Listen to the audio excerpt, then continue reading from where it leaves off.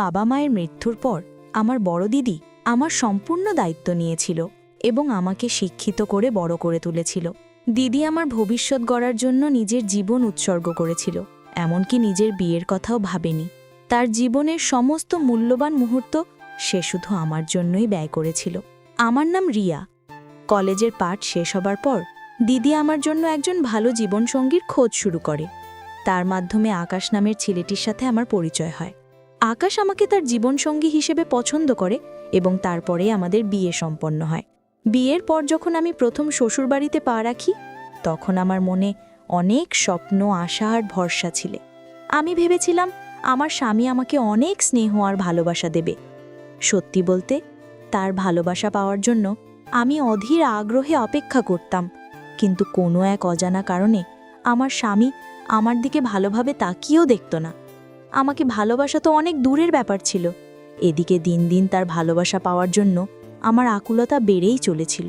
আমি সারা রাত ধরে স্বামীর কাছে আমাদের সম্পর্কটাকে পূর্ণতা দেওয়ার জন্য মিনতি করতাম। এমনকি আমি তার সামনে নিজেকে আকর্ষণীয়ভাবে উপস্থাপন করার চেষ্টা করলেও সে আমার প্রতি কোনোভাবেই আকৃষ্ট হতো না। আমি কিছুতেই বুঝতে পারছিলাম না আমার স্বামী ঠিক কী কারণে আমার থেকে দূরে দূরে থাকত।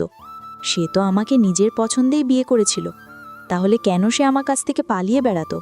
এই প্রশ্নগুলোর উত্তর আমি মরিয়া হয়ে খুঁজছিলাম, কিন্তু উত্তর দেওয়ার মতো কেউ ছিল না। উল্টে আমি যখন আমার শাশুড়িকে এই বিষয়ে বলেছিলাম যে তার ছেলে আমার কাছে আসে না, তখন তিনি আমাকেই দোষারোপ করে বলতেন, তুমি কেমন মেয়ে যে নিজের স্বামীকে কাছে টানতে পারো না? তোমার এই রূপের কি দাম যদি তুমি তোমার স্বামীকে নিজের আঁচলে বেঁধে রাখতে না পারো? তোমার এই সৌন্দর্য দেখেই তো আমি আমার ছেলের সাথে তোমার বিয়ে দিয়েছিলাম, যাতে তুমি তাকে নিজের দিকে আকৃষ্ট করে রাখতে পারো, কিন্তু তুমি তো দেখছি কোনো কাজেরই নও। শাশুড়ির কথা শুনে আমি হতভাগ হয়ে যেতাম। তিনি আমাকেই দোষ দিতেন, অথচ তিনি তার ছেলের সম্পর্কে সবকিছুই জানতেন। তা সত্ত্বেও সব দোষ আমার উপরেই চাপিয়ে দিতেন। আমার জীবনের এই কঠিন সত্য ঘটনাটি শুনলে আপনারাও হয়তো অবাক হবেন যে একজন মানুষ কিভাবে কেবল নিজের স্বার্থের জন্য অন্যের জীবনটা এভাবে নষ্ট করে দিতে পারে। আমার স্বামীর ব্যাপারে আমার শাশুড়ি, শ্বশুর এবং ননদ সবাই সবকিছু জানত। সবকিছু জেনেও তারা আকাশের সঙ্গে আমার বিয়ে দিয়েছিল। স্বামীর আমার প্রতি কোনো রকম আকর্ষণ, ভালোবাসা বা যত্ন না দেখে আমি প্রথমে অনুমান করেছিলাম যে তার হয়তো অন্য কোনো মেয়ের সঙ্গে সম্পর্ক আছে, যার কারণে সে আমাকে ভালোবাসে না। আমাদের বিয়ের প্রথম রাতে যখন আমি তার জন্য অপেক্ষা করছিলাম, তখন রাত প্রায় 1টা বাজে। সেই সময় আকাশের বন্ধু সুমন আমার স্বামীকে ধরে ঘরের ভেতরে নিয়ে আসে এবং বিছানায় শুইয়ে দেয়। তার অবস্থা দেখে আমি স্পষ্ট বুঝতে পারছিলাম যে সে মদ্যপান করেছে। আমি কিছু বলার আগেই তার প্রিয় বন্ধু সুমন বলল, বৌদি, বিয়ের জন্য তো আমি আকাশকে রাজি করিয়েছিলাম, কিন্তু এই বিশেষ রাতের জন্য আমি তাকে প্রস্তুত করতে পারলাম না। তার জন্য আমি সত্যি খুব দুঃখিত। এই কথা বলে সুমনের বন্ধু ঘর থেকে বেরিয়ে গেল। সেদিন আর আমার বুঝতে বাকি ছিল না যে আমার স্বামীর আমাকে বিয়ে করার কোনো ইচ্ছাই ছিল না। সেই কেবল তার পরিবার এবং বন্ধুর চাপে পড়ে আমাকে বিয়ে করেছিল। সেদিন থেকেই আমার মনে প্রশ্ন জাগতে শুরু করে যে কি আমার কারণ ছিল যার জন্য আমার স্বামী আমাকে একটুও পছন্দ করত না। সে তো আমার সঙ্গে ঠিকভাবে কথাও বলতে চাইতো না। এই কঠিন পরিস্থিতি সম্পর্কে আমি আমার দিদিকে কিছুই বলিনি। আমি জানতাম এসব কথা শুনলে দিদি আমার জন্য অনেক দুশ্চিন্তা করবে। তাই আমি নিজেই ঠিক করেছিলাম যে আমাদের দুজনের মধ্যেকার সমস্যা আমি নিজেই সমাধান করব। এইভাবে বেশ কিছুদিন কেটে যাওয়ার পর একদিন আমি আমার স্বামীর কাছে বসে বলেছিলাম, দেখো, আমরা স্বামী স্ত্রী হবার আগে একে অপরের ভালো বন্ধু হতে পারি। তুমি আমার সঙ্গে বন্ধুর মতো মন খুলে কথা বলতে পারো। তোমার যদি কোনো সমস্যা থাকে তবে তুমি তা আমার সঙ্গে আলোচনা করতে পারো। আমার এই কথাগুলো শোনার পর সে কোনো উত্তর না দিয়ে ভীষণ রেগে ঘর থেকে বেরিয়ে যায়। এর কিছুদিন পর এক রাতে আমার স্বামী আবারও মদ্যপান করে ঘরে ফেরে। তাকে দেখে মনে হচ্ছিল সে প্রচণ্ড মানসিক যন্ত্রণার মধ্যে আছে, কিন্তু সেই কষ্টের কারণ সে আমাকে কিছুতেই বলতে রাজি ছিল না। সে আমার সঙ্গে কোনো কথা না বলে চুপচাপ শুয়ে পড়ে। কিছুক্ষণ পরেই তার ফোনটা বেজে ওঠে। আমি ফোনটা হাতে নিতেই আমার পায়ের তলার মাটি সরে যায়, কারণ তার মোবাইলে মাই লাভ নামে সেভ করা একটি নম্বর থেকে ফোন এসেছিল। সেদিন আমি নিশ্চিত হয়ে গিয়েছিলাম যে আমার স্বামীর নিশ্চয়ই কোনো প্রেমিকা আছে, যার জন্য সে আমাকে অবহেলা করে। এদিকে আমার শাশুড়ি প্রায়ই আমাকে বলতেন, আমি তো ভেবেছিলাম তোমার সঙ্গে আমার ছেলের বিয়ে দিলে তার মধ্যে পরিবর্তন আসবে, সে সংসারী হবে, কিন্তু সে তো আগের থেকেও বেশি উদাসীন আর মনমরা হয়ে গেছে।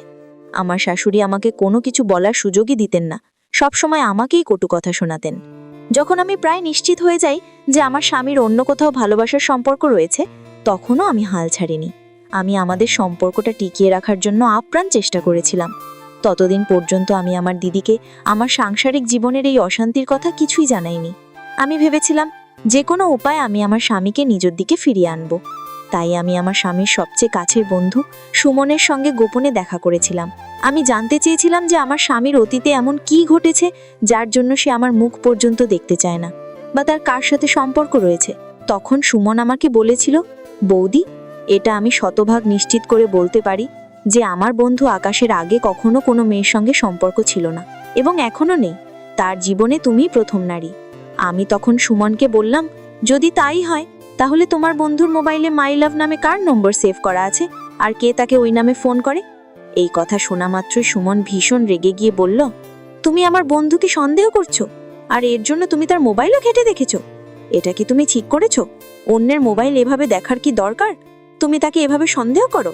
ছি, আমি এখানে এসে অনেক বড় ভুল করেছি। এই কথা বলে সুমন আমার কোনো কথা না শুনেই রাগে গজগজ করতে করতে সেখান থেকে চলে যায়। এর কিছুদিন পর যখন আমি আবার আমার স্বামীর কাছে যাওয়ার চেষ্টা করি, তখন সে হঠাৎ কান্নায় ভেঙে পড়ে এবং আমাকে শক্ত করে জড়িয়ে ধরে। আমি সেদিনও তার মনের কথা জানার অনেক চেষ্টা করেছিলাম। আমি বুঝতে পারছিলাম না তার মনের মধ্যে এমন কি যন্ত্রণা চলছিল যার জন্য সে ভেতরে ভেতরে এতটা কষ্ট পাচ্ছিল। যদি আমার স্বামী অন্য কোনো মেয়েকে ভালোবাসতো, তাহলে আমার শাশুড়ি শ্বশুর কেন সেই মেয়ের সঙ্গে তার বিয়ে দিল না? এই রকম হাজারো প্রশ্ন আমার মনে ঘুরপাক খাচ্ছিল, কিন্তু আমার স্বামী আমাকে কিছুই বলেনি। সেদিন খুব মন খারাপ করে প্রথমবারের মতো আমাকে নিজের বুকে টেনে নিয়েছিল। শুধু তাই নয়, বিয়ের প্রায় 1 মাস পর আমার মনের অপূর্ণ ইচ্ছা পূরণ হয়েছিল, কারণ সেদিন রাতে আমাদের দুজনের মধ্যেকার সমস্ত দূরত্ব শেষ হয়ে গিয়েছিল। সেদিন তার ভালোবাসা পেয়ে আমি খুব খুশি হয়েছিলাম। আমি ভেবেছিলাম এবার হয়তো আমাদের মধ্যে সবকিছু ঠিক হয়ে যাবে, কিন্তু আমার ধারণা সম্পূর্ণ ভুল ছিল। করবা চৌথের দিন যখন আমি আমার স্বামীর দীর্ঘায়ু কামনা করে উপোস রেখেছিলাম, সেদিন আমার জীবনের সবচেয়ে বড় সত্যটি আমার সামনে আসে। আমার পায়ের তলার মাটি যেন সরে যায়, আমার মাথায় যেন আকাশ ভেঙে পড়ে। আমি স্বপ্নেও কল্পনা করতে পারিনি যে আমার শ্বশুরবাড়ির লোকেরা আমার সঙ্গে এত বড় প্রতারণা করতে পারে। আমার স্বামী তো সারাদিন তার বন্ধু সুমনের সঙ্গেই ঘুরে বেড়াতো। সে বাড়িতে থাকলে মনমরা হয়ে থাকতো, কিন্তু সুমনকে দেখলেই তার মুখে হাসি ফুটে উঠত। সেদিন পূজার সময় যখন আমরা সবাই ছাদে গিয়েছিলাম চাঁদ দেখে উপোস ভাঙার জন্য, তখন সুমনের বন্ধুও সেখানে উপস্থিত ছিল। আমার শাশুড়ি আর আমি যখন চাঁদের দিকে তাকিয়ে তারপর স্বামীর দিকে তাকালাম, সেই দৃশ্য দেখে আমার হাত থেকে পুজোর থালাটাও পড়ে গেল।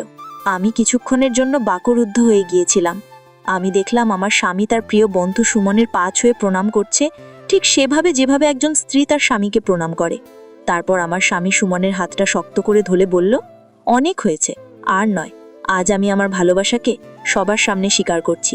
আমি সুমনকে অনেক ভালোবাসি এবং তার সঙ্গেই বাকি জীবনটা থাকতে চাই। এই মিথ্যে বিয়ের বাঁধন থেকে আমি মুক্তি চাই। স্বামীর সব কথা শোনার পর আমার আর কিছু বুঝতে বাকি ছিল না। আমার স্বামী একজন সমকামী পুরুষ ছিল, যে নিজের লিঙ্গের মানুষের প্রতি আকৃষ্ট হতো। যেসব পুরুষ বা নারী নিজেদের লিঙ্গের মানুষের প্রতি আকর্ষণ বোধ করে তাদের সমকামী বলা হয়।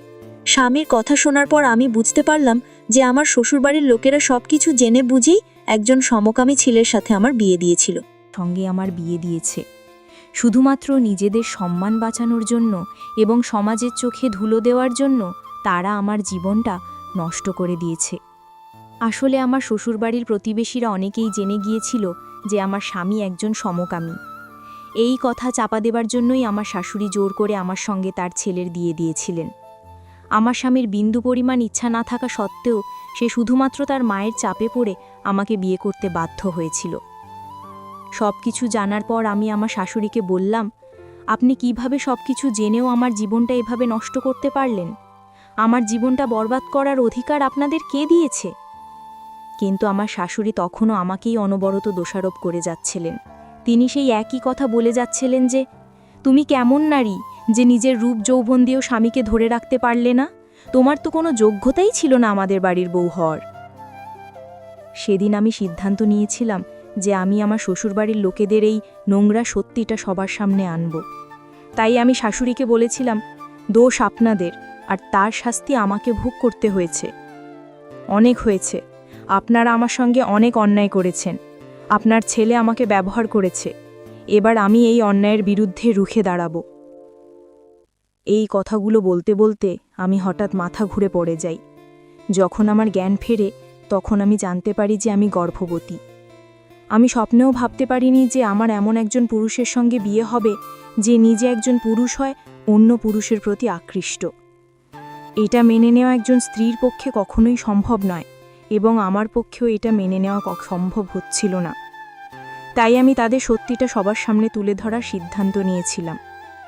কিন্তু আমার প্রতিবাদ দেখে আমার শ্বশুরবাড়ির লোকেরা সবাই মিলে আমার ওপর আরও বেশি অত্যাচার শুরু করে দেয়। আমার স্বামী তখন আমার হাত ধরে টেনে নিয়ে একটা ঘরের মধ্যে আমাকে বন্দি করে ফেলে এবং বলে, তুই এই ঘরের মধ্যেই বন্দি থাকবি যতক্ষণ না এই বাচ্চাটার জন্ম হচ্ছে। বাচ্চাটা জন্মানোর পর তোকে আমি শেষ করে ফেলব এবং আমি সুমনের সঙ্গে আমার জীবনটা নতুন করে শুরু করব। এতে সমাজের চোখেও আমি ভালো থাকতে পারব। বাচ্চাটার জন্ম হলে সমাজের লোকেরা আমাকে আর খারাপ চোখে দেখবে না। আর তোকে মেরে ফেলার পর আমরা সবাইকে বলে দেব যে তুই বাচ্চা জন্ম দিতে গিয়ে মারা গেছিস।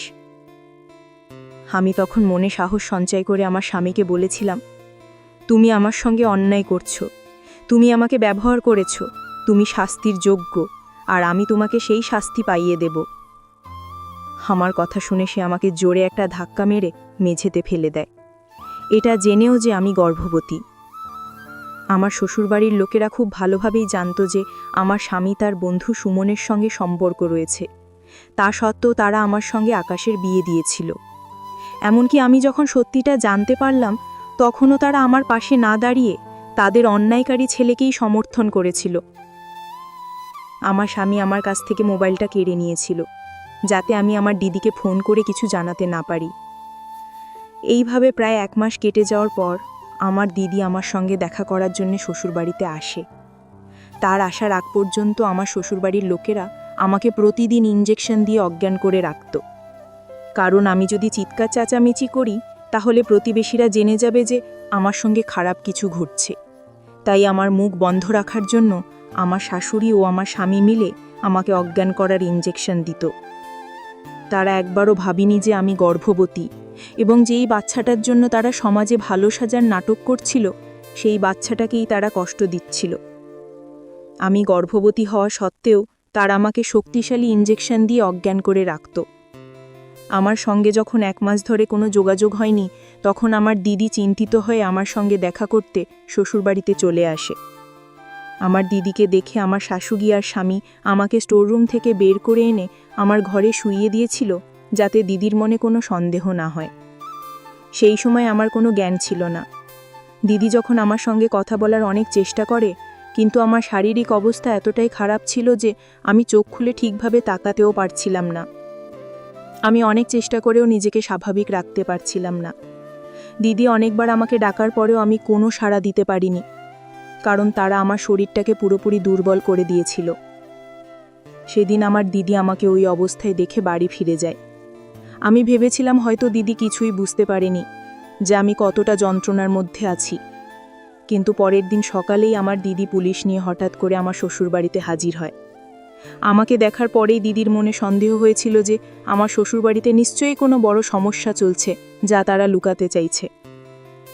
পুলিশ এসে পুরো বাড়ি তল্লাশি করার পর আমাকে স্টোররুমে অজ্ঞান অবস্থায় পড়ে থাকতে দেখে। দিদি আমাকে ওই অবস্থায় দেখে দ্রুত হাসপাতালে নিয়ে যায়। হাসপাতালে 2 দিন চিকিৎসার পর আমি ধীরে ধীরে সুস্থ হয়ে উঠি।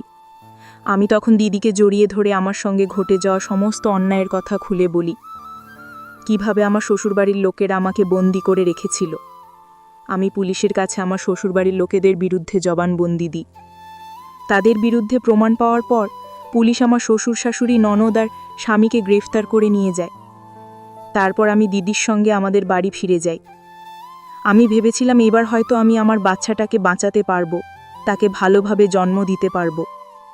কিন্তু আমার সেই আশা পূরণ হয়নি। আমার বাচ্চাটি মৃত অবস্থায় জন্মগ্রহণ করে।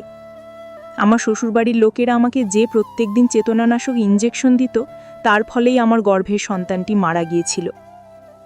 এই ঘটনার পর আমি মানসিকভাবে সম্পূর্ণ ভেঙে পড়েছিলাম। এই গভীর কষ্ট থেকে বেরিয়ে আসতে আমার অনেক সময় লেগেছে। এখন আমি আমার দিদির সঙ্গেই থাকি এবং সিদ্ধান্ত নিয়েছে যে আর কখনো বিয়ে করব না। একবার বিয়ে করে আমি প্রতারিত হয়েছি, দ্বিতীয়বার আর এই ভুল করতে চাই না। আমার দিদি তো আমার জন্য ভালো পরিবার আর ভালো পাত্রপাত্রী দেখেই বিয়ে দিয়েছিল, কিন্তু আমরা কেউ ঘুণাক্ষরেও টের পাইনি যে সেই মানুষগুলোর ভেতরটা এতটা অন্ধকার এবং তারা এতটা নির্দয়, নিষ্ঠুর ও কঠোর মনের হতে পারে। সমকামী হওয়া কোনো অপরাধ নয়, কারণ আমরা সবাই সৃষ্টিকর্তার সৃষ্টি। এই পরিচয়টা কেউ চাইলেই পরিবর্তন করতে পারে না, কিন্তু আমাদের যার যা পরিচয় সেটাকে সাহসের সঙ্গে সবার সামনে গ্রহণ করার ক্ষমতা থাকা উচিত, যেটা আমার স্বামী করতে পারেনি। উল্টে সে নিজের সত্যিটা সমাজের কাছ থেকে লুকোনোর জন্য আমার জীবনটাকেই শেষ করে দিতে চেয়েছিল এবং আমার ওপরই অকথ্য অত্যাচার করেছিল। বন্ধুরা, আজকের গল্পটি এখানেই শেষ করছি। গল্পে কোনো ভুল ত্রুটি হয়ে থাকলে ক্ষমা করে দেবেন। আর এই ধরনের গল্প শুনে যদি আপনাদের ভালো লেগে থাকে, তাহলে গল্পটি ভালো লাগলে একটা লাইক করে দেবেন আর আপনাদের মূল্যবান মতামত কমেন্ট করে জানাবেন। আর পরবর্তী গল্পের সঙ্গে জুড়ে থাকার জন্য ভালো লাগলে একটা লাইক করে দেবেন আর আপনাদের মূল্যবান মতামত কমেন্ট করে জানাবেন। আর পরবর্তী গল্পের সঙ্গে জুড়ে থাকার জন্য আমাদের চ্যানেলটিকে সাবস্ক্রাইব করে পাশে থাকা বেল আইকনটি প্রেস করে দেবেন, যাতে আমাদের নতুন গল্প আপলোড হওয়ার সঙ্গে সঙ্গে নোটিফিকেশন চলে যায় আপনাদের কাছে।